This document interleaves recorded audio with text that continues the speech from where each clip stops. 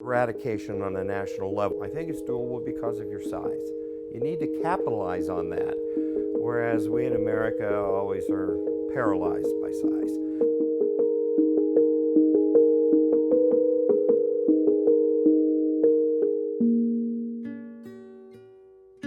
Well, we define workplace bullying as repeated health-harming mistreatment by one or more people.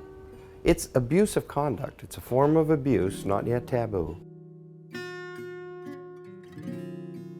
All you do is look where people are fleeing from, a particular unit or a division. We call it turnover, and it's flight out.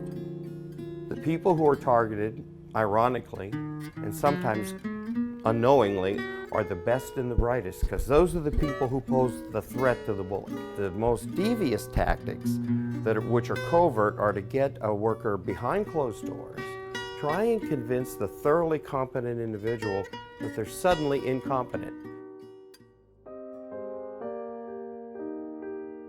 Look, you're a rugby-loving nation. This is not time to ram up the cement pole and harden up. This is the time for the country to say, there are people among us who are being harmed, let's take care of them. The toughest thing for a bully target to do is admit that they're in over their head, that actually the situation has overcome them. Here's what we tell them. You're not alone, and neither did you cause this to happen. This is totally the consequence and fault of another person who unilaterally decided to launch this campaign against you, probably based in envy. At the same time, you need an advocate, a third-party advocate, a group like Culture Safe, New Zealand, who can come and try and convince the employer on your behalf.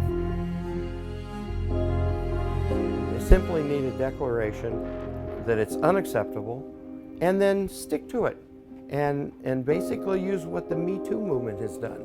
You need to start naming and shaming the perpetrators, because right now they're thriving in silence and secrecy.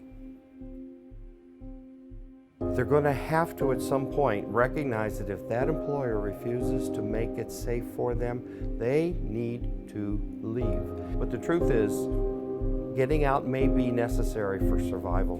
Being separated by bullying is no insult to the person, but rather a statement about the lack of quality of the employer.